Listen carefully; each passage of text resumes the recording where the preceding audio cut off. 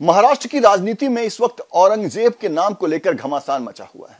Samajwadi party के नेता अबू आजमी ने औरंगजेब की वकालत की और फिर उन्हें विधानसभा से आज निलंबित कर दिया गया। हमारे साथ इस पर बात करने के लिए जाने माने देश के हिस्टोरियन राम पुनियानी जी हैं, उनसे बात करते हैं। सर, औरंगजेब को लेकर हर पक्ष अपनी अपनी बातें कह रहा है। एक पक्ष का कहना है कि वो एक क्रूर शासक था जो हिंदुओं के खिलाफ था, जो हिंदुओं के मंदिरों को लगातार जहां गया वहां तोड़ता गया।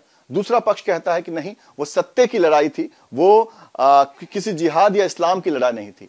आपका इस पर क्या कहना है? देखिए, अगर हम इतिहास की सच्चाई को जानना चाहते हैं तो हमको थोड़ा विस्तार में देखना पड़ेगा कि औरंगज़ेब जो सत्ता में आया तो उसके बाद उसने अपने राज्य का विस्तार करना चालू किया। जो उसको विरासत में मिला था, दक्षिण भारत उसके बाहर था, तो उसने इसके लिए विस्तार किया। पहले अब जो उसके बारे में काफ़ी कुछ बदनामी की गई, उसके पहले मैं कमेंट करना चाहता हूँ कि आज के इतिहास में इतिहास के राजाओं का, आज की राजनीति में इतिहास के राजाओं का बहुत उपयोग होता है कि हिंदू राजा महान थे, मुसलमान राजा खराब थे। और ये जो चित्रण आया है, ये अंग्रेज़ इतिहासकारों ने जो नींव रखी थी, जिसको अंग्रेज़ी में कहते हैं कम्युनल हिस्टोरियोग्राफी, यानी इतिहास का सांप्रदायिक लेखन।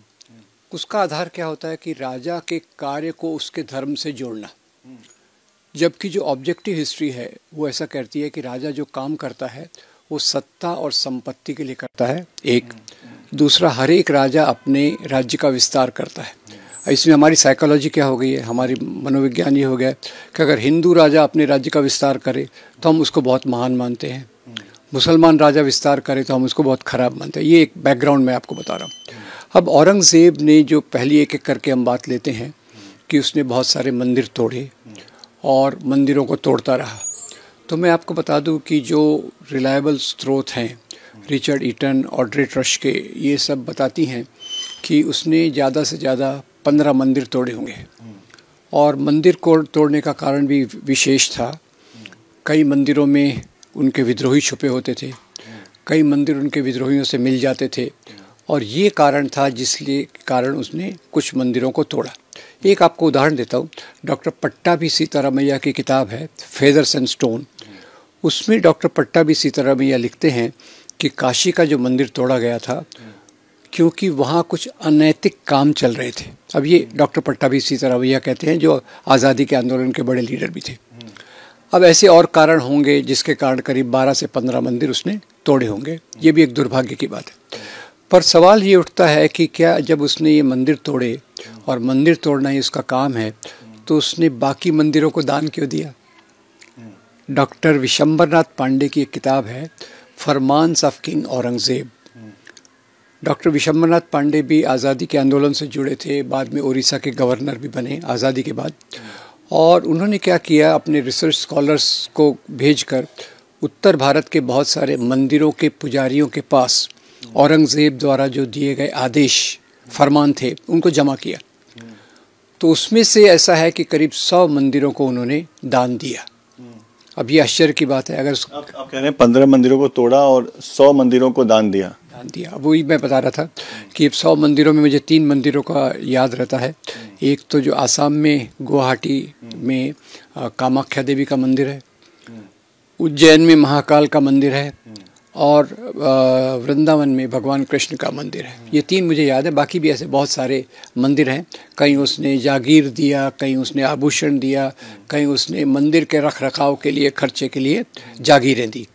तो ये बात कि भाई ये हिंदू विरोधी था, वो दूसरा उसका मैं बताता हूँ। जो आपने बात कही कि आप कह रहे हैं कि वो हिंदू विरोधी नहीं था, लेकिन कई बार ऐसी सिचुएशन बनती थी जिसकी वजह से उसने मंदिर को तोड़ा।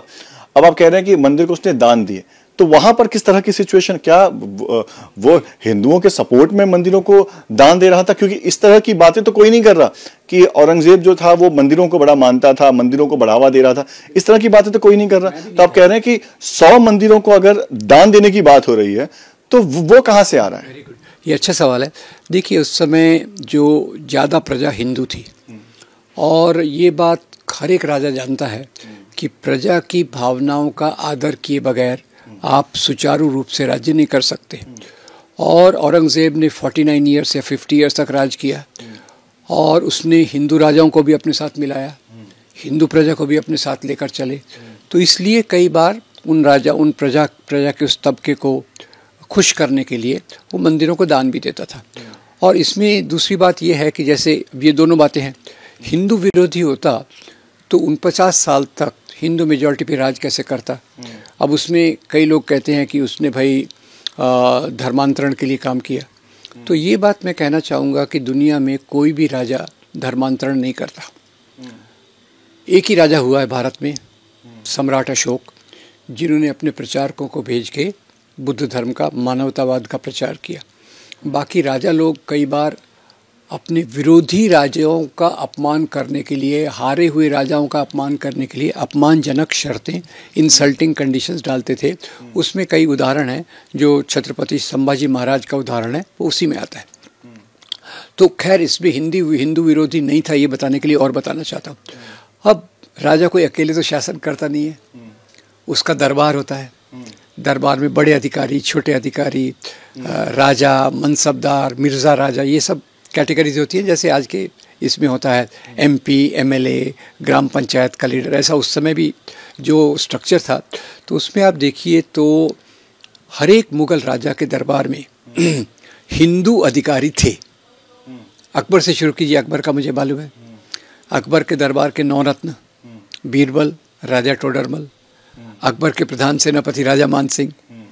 औरंगज़ेब पे आते हैं तो औरंगज़ेब तक आते आते उनके दरबार में जो हिंदू राजाओं की संख्या थी, जो उनके एडमिनिस्ट्रेशन में उनके लिए काम करते थे, वो 33 या 33-4% हो गई थी।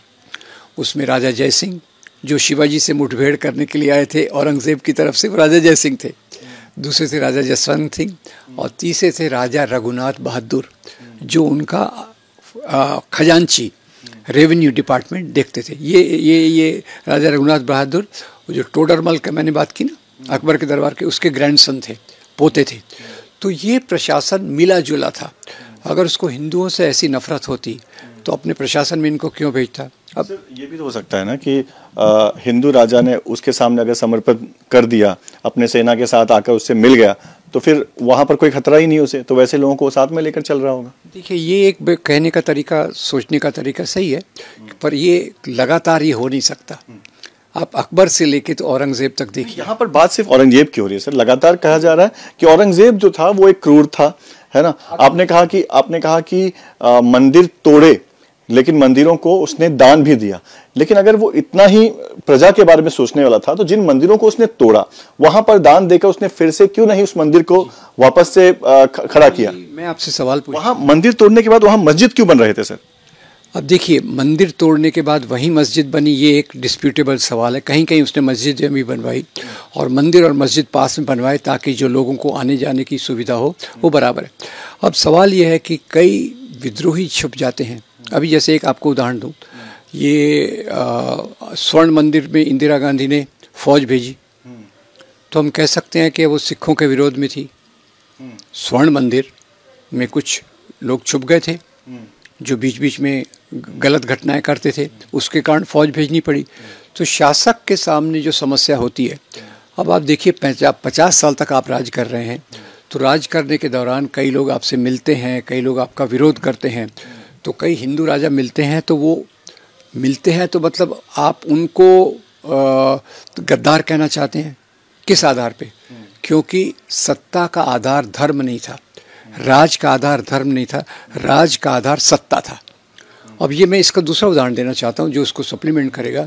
अब छत्रपति शिवाजी महाराज हमारे महाराष्ट्र के बहुत आदरणीय राजा, अब उनके राज में भी, उनके साथ भी बहुत सारे मुसलमान अधिकारी थे। उनके राज में देखिए तो उनके सबसे बड़े जो अधिकारी थे मौलाना हैदर अली, वो उनके गोपनीय सचिव थे। उनकी सेना का जो नौसेना विभाग था, तोपखाना विभाग था, ऐसे बहुत सारे मुसलमान सेनापतियों के हाथ थे। सिद्दी संबल, इब्राहिम गारदी, दौलत खान, ये सब उनके साथ थे। तो सवाल है कि आज ये इतिहास को केवल हिंदू मुसलमान के चश्मे से देखना, उसके कारण समस्या हो गई। इतिहास को अगर हम एक राजा के तौर पे देखें, राजा और प्रजा, सत्ता एक बात होती है, धर्म दूसरी बात होती है। अब ये बताइए कि औरंगज़ेब के दरबार में हिंदू उत्सव भी मनाए जाते थे, जश्न-ए चरागा, दिवाली, जश्न एक गुलाबी होली, ये भी, यानी राजा क्या करता था, कोई भी राजा हो, हिंदू या मुसलमान, वो अपने लोकल कल्चर के हिसाब से, लोकल संस्कृति के हिसाब से कुछ निर्णय ऐसे लेता था जिससे प्रजा भी खुश रहे और उसको भी कुछ, उसके धर्म को कुछ हानि इससे होती नहीं है। ये दूसरी बात है। हमको लगता है कि ये केवल धर्म का मामला है, उसके कारण हमको लगता है कि वो क्रूरता वगैरह की तो बात अलग है। और मैं आपसे पूछना चाहता हूँ, कौन से युद्ध में क्रूरता नहीं होती? अब शिवाजी महाराज की फौज अगर सूरत जाती है लूट मार करने, एक नहीं, दो नहीं, 3 बार करने जाती है, तो प्रेम मोहब्बत से लूट मार करेगी, लोगों को कहेगी भाई आए हैं आपकी संपत्ति हमको दे दो। तो नृशंसता, क्रूरता सेनाओं में होती है। तो उसके कारण एक ही राजा को सिंगल आउट करना मेरे ख्याल से थोड़ा, हो सकता है उसने कुछ काम गलत किए होंगे। मैं औरंगज़ेब का मूल्यांकन ग्रेटनेस के आधार पे नहीं कर रहा, मैं उनका मूल्यांकन एक राजा के रूप में कर रहा हूँ कि राजा के रूप में उन्होंने अपने राज्य का विस्तार किया, राजा के रूप में उन्होंने कुछ मंदिर तोड़े, कुछ मंदिरों को दान दिया, हिंदू लोगों को भी अपने प्रशासन में रखा और दूसरी भी बातें की।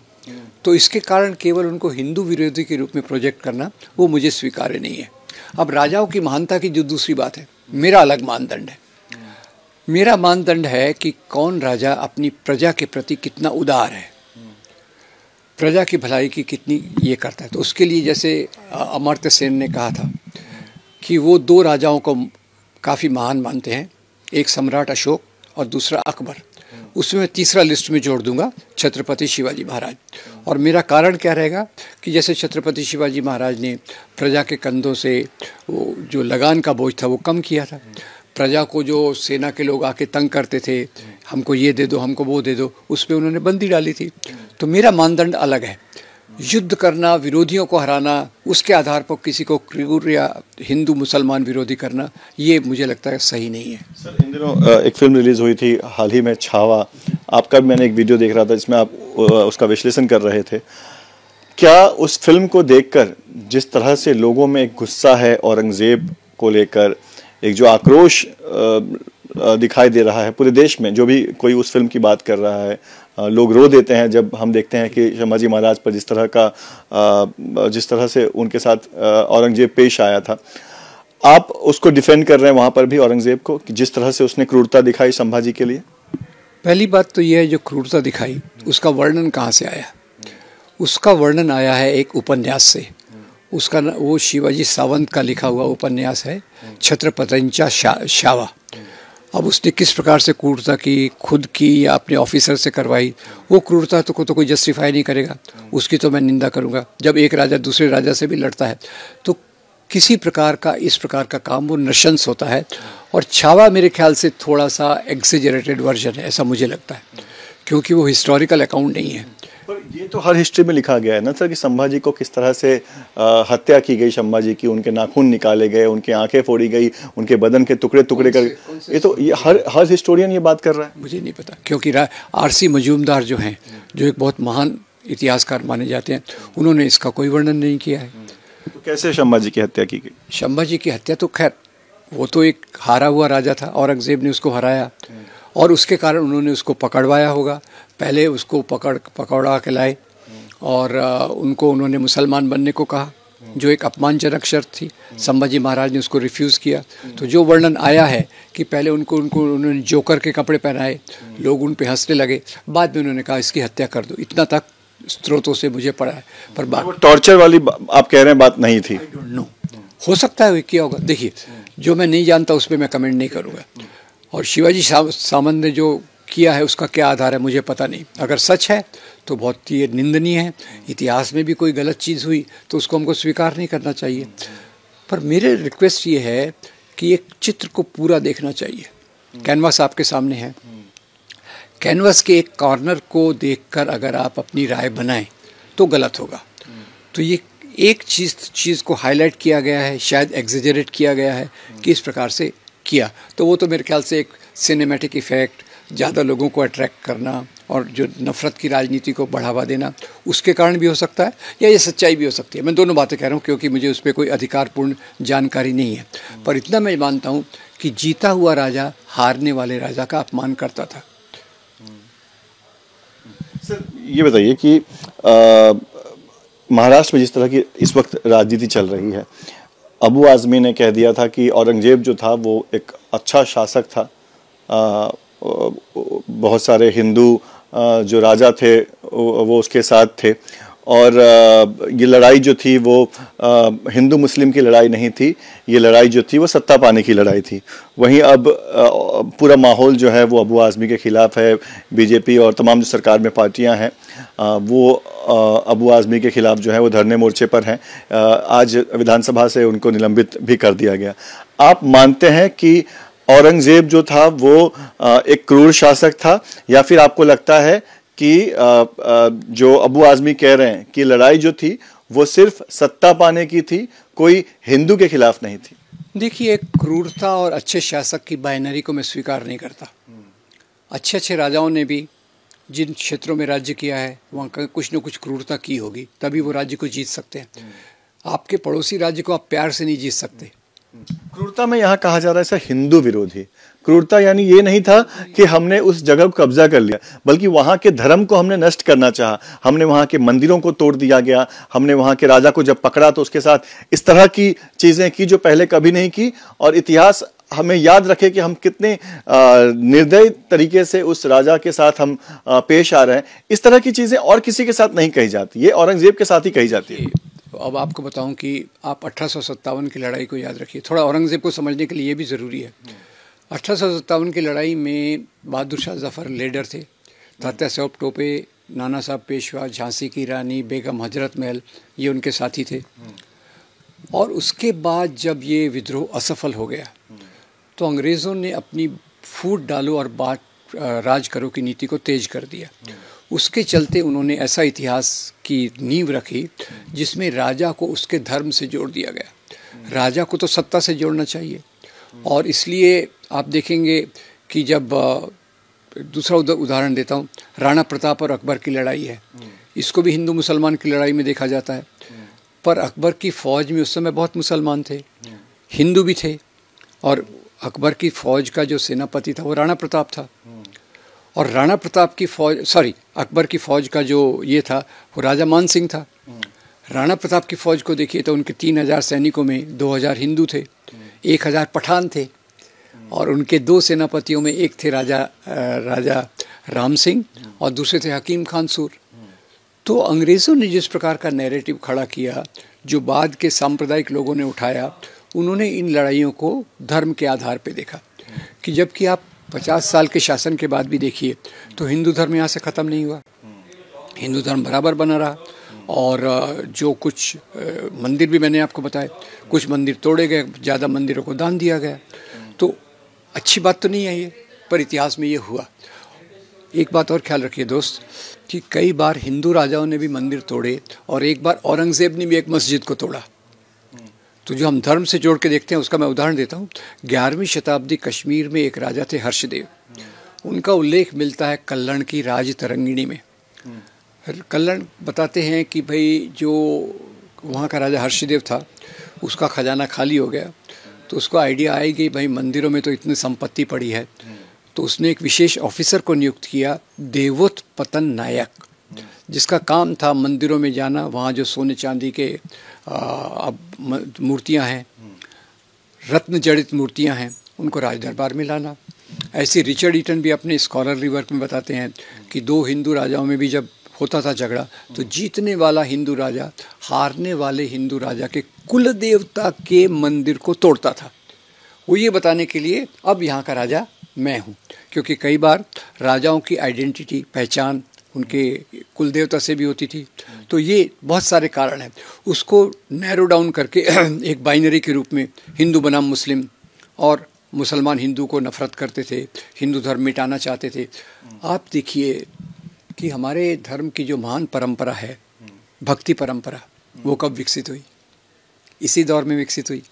हमारी संस्कृति की जो एक दूसरे से मिलन हुआ, जिससे गंगा जमनी तहजीब आई, हमारे खाने पीने की चीज़ों में बदलाव आया। मैं थोड़ा एक मामूली उदाहरण भी देता हूँ। बिरयानी ईरान से आई थी, गुलाब जामुन ईरान से आया था, और इस प्रकार की चीज़ें, जैसे हमारी यहाँ भाषाओं में भी बहुत सारे शब्द हैं, उसमें भी बहुत सारे पर्शियन शब्द हैं। तो ये जो मेल जोल बढ़ा, सबसे बड़ी बात तो मुगल दौर में ही एक इस प्रकार की धार्मिक परंपरा का मेल जोल भी हुआ। अगर उनको हिंदू धर्म के खिलाफ इतना करना था तो इतनी महान हमारी भक्ति परंपरा को विकसित वो नहीं होने देते थे, क्योंकि ज़्यादा लोग तो भक्ति संतों को मानते थे, कबीर को मानते थे, रैदास को मानते थे, तुकाराम को मानते थे, ये सब चीज़ें हुई। तो ये जो बाइनरी खड़ी की गई है हिंदू बनाम मुस्लिम, ये अंग्रेज़ों ने इसकी जड़ डाली और बाद में चलकर सांप्रदायिक ताकतों ने इसको पकड़ लिया और उसके आधार पे मुसलमानों के खिलाफ नफरत फैलाना, हिंदुओं के खिलाफ। मुस्लिम लीग ने क्या किया? हिंदुओं के खिलाफ नफरत फैलाई। हिंदू महासभा RSS ने क्या किया? मुसलमानों के खिलाफ नफरत फैलाई। पर सर, आप जैसे जो हिस्टोरियंस हैं वो भी तो बटे हुए हैं, वो भी तो एक मत में नहीं कह रहे हैं कि औरंगजेब जो था वो सत्ता की लड़ाई लड़ रहा था। वहां पर भी तो विचार जो है वो अलग अलग है। वहां पर भी ये कहा जा रहा है कि एक पक्ष ऐसा भी है हिस्टोरियन में, जो आपने कई सारे एग्जांपल्स दिए, जो कह रहे हैं कि औरंगजेब जो था वो एक शासक था और वो सत्ता पाने की लड़ाई लड़ रहा था। लेकिन दूसरा पक्ष आपको भी मानना पड़ेगा कि जो कह रहे हैं कि औरंगजेब जो था वो एक क्रूर राजा था और वो हिंदू विरोधी गतिविधियों में ज्यादा इन्वॉल्व था। देखिए, ये आपकी चॉइस का सवाल है कि कई हिस्टोरियंस जो राजनीतिक विचारधारा से प्रभावित हैं वो तो जरूर इस प्रकार की बात करेंगे, क्योंकि देखिए इतिहास कोई मैथमेटिकल साइंसेस जैसा नहीं है। इतिहास में थ्योरी ऑफ ग्रेविटी हो, थ्योरी ऑफ न्यूक्लियर साइंस हो, ये सभी लोगों के लिए एक है। इतिहास में क्या घटनाएं हैं और घटनाओं का इंटरप्रिटेशन इतिहास के तौर तरीके पे होता है। जो इतिहासकार लोकाभिमुख हैं, पीपल ओरिएंटेड हैं, वो लोगों के आधार पे प्लस माइनस दोनों चीज़ करके अपना निष्कर्ष निकाल रहे हैं। पर जो खुद ही राजनीतिक विचारधारा से प्रेरित हैं, हिंदू बनाम मुस्लिम की, हिंदू राष्ट्र की विचारधारा से प्रेरित हैं, वो तो निश्चित रूप से उसको केवल इतना ही देखेंगे कि उसने संभाजी महाराज को टॉर्चर किया, उसने दूसरे काम किए, मंदिर तोड़े। पर वो ये नहीं देखेंगे मंदिर तोड़े भी थे, मंदिरों को दान भी दिया। तो वहीं बात डिस्प्रूव होती कि अगर धर्म से इसका संबंध होता तो मंदिरों को दान नहीं देता, धर्म से संबंध होता तो 33% अधिकारी उसके हिंदू नहीं होते, और धर्म से उसका संबंध होता तो उसके 50 साल के शासन के बाद भी इतने सारे हिंदू कैसे रहते। एक सवाल ये भी है कि अब जो है वो ये मांग भी उठने लगी है कि औरंगजेब का जो मकबरा है औरंगाबाद में, उसे वहां से तोड़ के हटा दिया जाए। इस पर आपकी क्या सोच है? मैं ये बताना चाहता हूँ, शिवाजी महाराज और अफजल खान की लड़ाई हुई। अफजल खान को जो वागनक दिया था वो रुस्तम जमान ने दिया था। अफजल खान की हत्या हुई शिवाजी महाराज द्वारा। शिवाजी महाराज ने उनका मकबरा बनवाया। ये लोग उनको भी तोड़ना चाहते थे, बाद में किसी ने ख्याल दिलाया अरे ये तो शिवाजी महाराज द्वारा बनवाया गया। तो एक तो शिवाजी महाराज का उदार दिल है कि जहाँ आप किसी भी विरोधी का सम्मान उसके पद के हिसाब से करते हैं। अब ये बात को हम डिनाई कर सकते हैं कि औरंगज़ेब भी यहाँ का एक राजा था, बहुत दिनों तक उसने राज किया। और मेरा अंदाज़, या मैं अंदाज से कह रहा हूँ कि जो मकबरे बनाने में कुछ खर्च हुआ, औरंगज़ेब ने कुरान की प्रतियां बनाई थी कैलीग्राफी से, उसको बेचकर जो पैसा आया उसमें वो उसने इन कामों के लिए खर्च करने के लिए अपने विल में लिखा था। तो ये बात अगर सच है, और वैसे भी किसी का मकबरा तोड़कर ये अगर आपको लगता है कि आप बहुत ग्रेट काम कर रहे हैं, तो मेरे ख्याल से आप शिवाजी महाराज के सिद्धांतों के आदर्श के विरोध में हैं। आपको लगता है कि मकबरा वहाँ होना चाहिए निशानी के तौर पर, इतिहास की निशानी के तौर पर? जवाब आप खुद सोचिए। शिवाजी महाराज ने अफजल खान का मकबरा बनाया, उसको तोड़ना चाहिए? अब औरंगज़ेब भी उसी प्रकार का एक राजा था जो मुसलमान था, जिसने कई हिंदुओं को सहारा भी दिया, कई हिंदुओं के विरोध में भी गया। तो उसको तोड़ना चाहिए कि नहीं, उसका जवाब आप खुद ढूंढ लीजिए। मुझे लगता है इस प्रकार की जो हमारी राष्ट्रीय धरोहरें हैं, कुछ ब्रिटिश ने कंट्रीब्यूट की हैं, कुछ मुसलमान राजाओं ने कंट्रीब्यूट की हैं, और कुछ पुराने हिंदू शासकों वगैरह ने की है, उसको मेरे ख्याल से एक नेशनल धरोहर के रूप में लेकर देना चाहिए। ठीक है सर, शुक्रिया हमें इतना टाइम देने के लिए। तो जाने माने इतिहासकार जो कि बता रहे थे कि कैसे अलग अलग थ्योरी है औरंगजेब को लेकर। एक पक्ष जो है वो औरंगजेब को एक क्रूर शासक कहता है, तो दूसरा पक्ष ये कहता है कि औरंगजेब ने बहुत सारी मंदिरें बनाए भी थे। फिलहाल महाराष्ट्र में औरंगजेब को लेकर राजनीतिक घमासान जारी है। वीडियो जर्नलिस्ट स्वप्निल चौहान के साथ Pankaj Mishra, news nation, Mumbai. News nation अब व्हाट्सएप पर खबरों के ताजा अपडेट के लिए न्यूज नेशन के इस QR कोड को स्कैन करें।